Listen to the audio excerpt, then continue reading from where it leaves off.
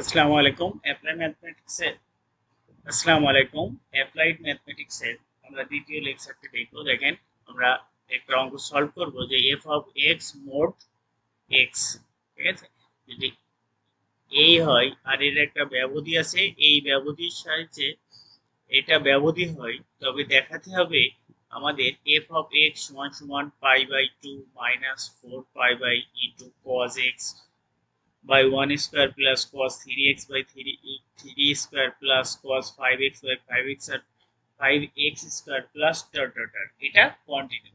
আরো আমাদের দেখাতে হবে যে এইটা যখন আমরা মান বসাবো 1 by 1 square plus 1 by 3 square plus 1 by 5 square plus dot dot dot, এটা ইকুয়াল হবে পাই স্কয়ার বাই 8। তাই না, আমাদের দুইটা পার্ট, এটা হচ্ছে প্রথম পার্ট আর এটা হচ্ছে আমাদের দ্বিতীয় পার্ট। তো দেখেন, প্রথম পার্টটা আমরা যদি করি এফ অফ এক্স, তাই না, এফ অফ এক্স।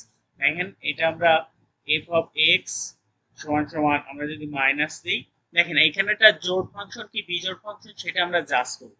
ঠিক আছে, জোড় ফাংশনের শর্ত হচ্ছে দেখেন এফ অফ মাইনাস এক্স সমান সমান যদি এক্স বের হয়, হ্যাঁ, এই মাইনাসটার জন্য যদি এখানে চিহ্নের কোনো পরিবর্তন না আসে তাহলে সেটা জোড় ফাংশন, আর যদি চিহ্নের পরিবর্তন আসে সেটা বিজোড় ফাংশন। দেখেন এফ অফ এক্স সমান সমান যদি আমরা এটা করতাম তাহলে কিন্তু এটা মাইনাস আসতো, তাহলে এটা কি হতো বিজোড় ফাংশন। কিন্তু এফ অফ মাইনাস এক্স সমান সমান এই যে মোড মাইনাস এক্স, মোডের ভিতরে কি আসে সবসময় অলওয়েজ প্লাস আসে। সেজন্য দেখেন এই যে মাইনাস দেওয়ার ফলেও এর আগে কি আসেনি, মাইনাস আসেনি, তাই এটা কি ফাংশন, জোড় ফাংশন। দেখেন আমরা বলতে পারছি যে এফ অফ এক্স একটি কি ফাংশন, জোড় ফাংশন। তাহলে এর ফুলিয়ার ধারাটি হবে, দেখেন জোড় ফাংশনে কোনো বিজোড় অংশ থাকবে না।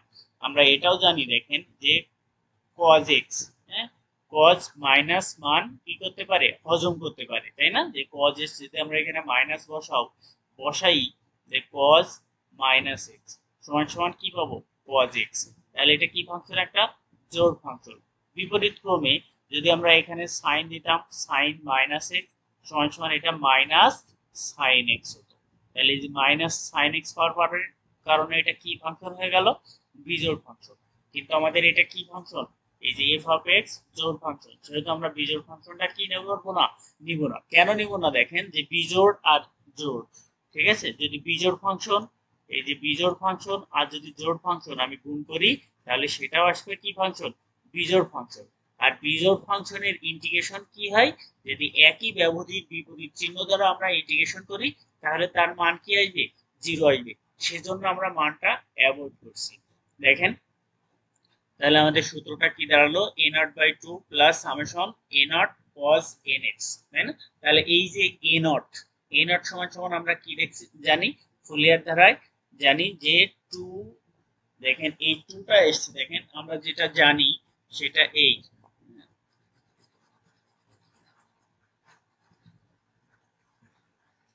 আমরা জানি এ নট, তাই না, এ নট সমান সমান ওয়ান বাই এল। এল মানে দেখেন এল মানে ছিল পর্যায়কাল, তাই না, এল মানে কি ছিল, পর্যায়কাল। এখানে পর্যায় হচ্ছে আপনার পাই, ঠিক আছে, পাই সামেশন, দেখেন ব্যবধি কত থেকে কত, মাইনাস পাই থেকে প্লাস পাই, এখানে এফ অফ এক্স ডিএক্স, ঠিক আছে। দেখেন আমরা যদি এই যে এই ব্যবধিটা, হ্যাঁ, এই যে ব্যবধিটা এইটাও পাই এটাও পাই, কিন্তু কি চিহ্ন বিশিষ্ট, বিপরীত চিহ্ন বিশিষ্ট। যদি বিপরীত চিহ্ন বিশিষ্ট হয় তাহলে লোয়ার লিমিটটা আমরা জিরো করে দিতে পারি, কি করে দিতে পারি, জিরো করে দিতে পারি। আপার লিমিটটা যা আছে তাই থাকবে, এফ অফ এক্স ডিএক্স। দেখেন এই যে কাজটা করলাম সেজন্য আমরা সামনে দুই কি করব, গুণ আকারে নিয়ে আসবো। সেজন্য এই যে টু বাই পাই এই লাইনটা একবারে লেখা হয়েছে এখানে, হ্যাঁ, টু বাই পাই ব্যবধি কত থেকে, জিরো থেকে পাই পর্যন্ত। তারপরে এফ অফ এক্স ডিএক্স, দেখেন এফ অফ এক্স এর মান কত, এফ অফ এক্স এর মান কিন্তু এই যে দেওয়া আছে, এফ অফ এক্স এর মান হচ্ছে আপনার এক্স, এফ অফ এক্স এর মান হচ্ছে মোড এক্স।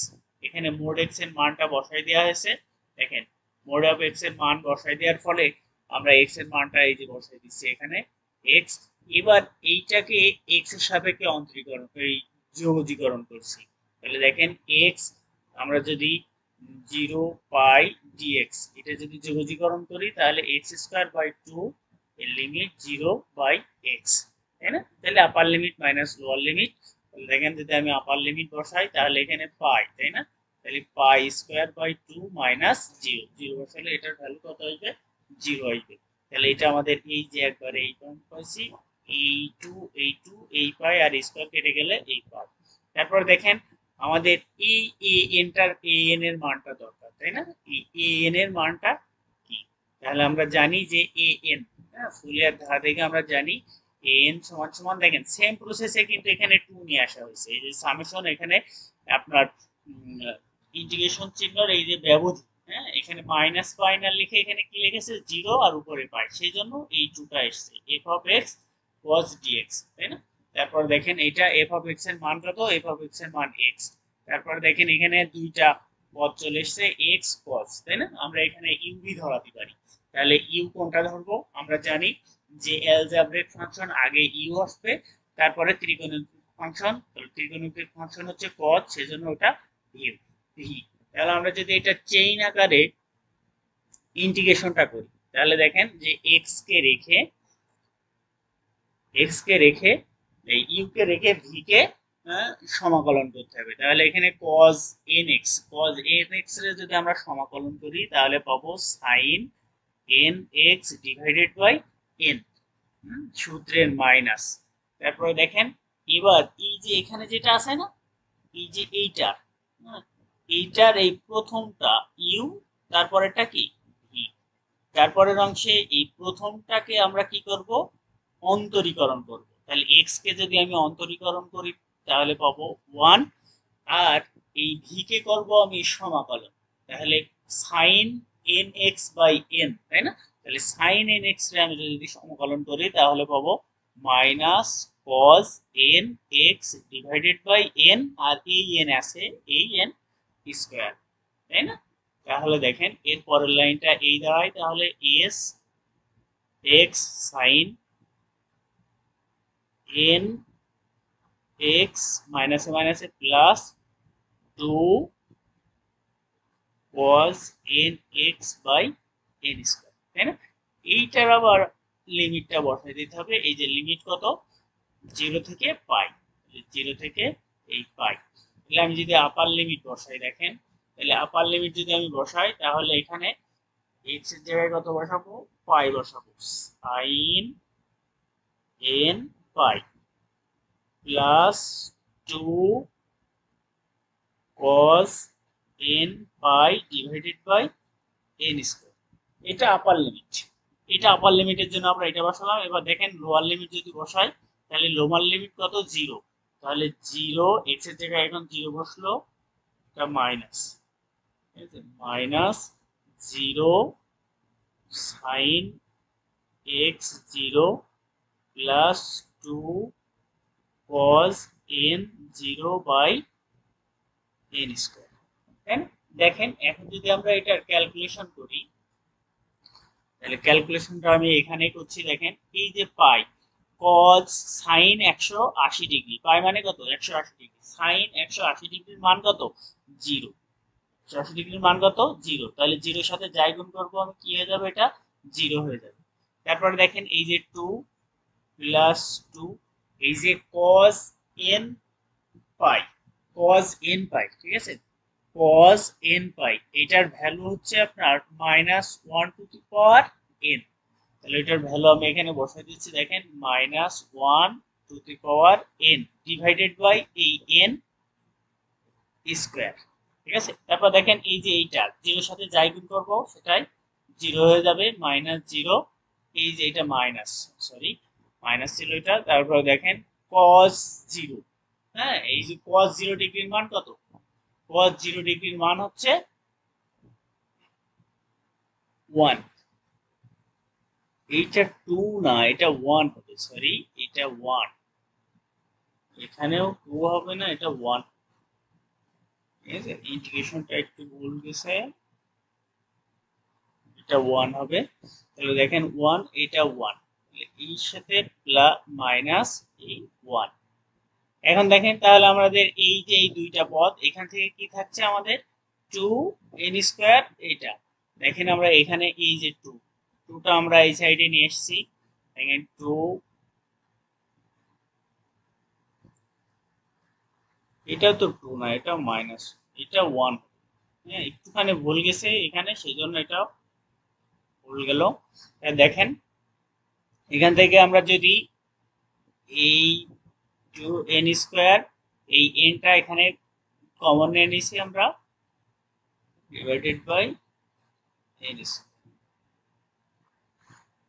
ঠিক আছে তাহলে দেখেন এই যে এন স্কোয়ারটা কমন নিছি আর এই যে minus one to the power n minus one to the power n আর এই যে মাইনাস ওয়ান এটা থাকলো তারপর দেখেন আমরা মান বসাই দিচ্ছি আমরা এই যে এ এর মান পাইছি এইটা আর এই যে এ এন এর মান পাইছি এই যে এইটা তারপরে দেখেন আমাদের এই সামেশনটা হ্যাঁ সামেশনটা এন সমান সমান কত থেকে শুরু হয়েছে 1 শেষ হবে কথা ইনফিনিটি হ্যাঁ মানে এই মানটা চলমান থাকবে তাহলে আমরা যদি এখানে বসালাম পাই বাই 2 মাইনাস দেখেন আমরা এখানে এন এর মান 1 বসাই হ্যাঁ ঠিক আছে তাহলে এন সমান সমান যদি 1 বসাই তাহলে আমরা কি পাবো এটা বলেন তো এন সমান সমান যদি 1 বসাই তাহলে দেখেন এন সমান সমান যদি 1 বসাই তাহলে পাবো 2 ডিভাইডেড বাই পাই ডট তাহলে দেখেন এন এর মান মাইনাস তার মানে এই সূত্রের এখানে কি চলে আসবে মাইনাস চলে আসবে ঠিক আছে সেই জন্য এখানে প্লাস থাকার পরেও এটা এই যে মাইনাস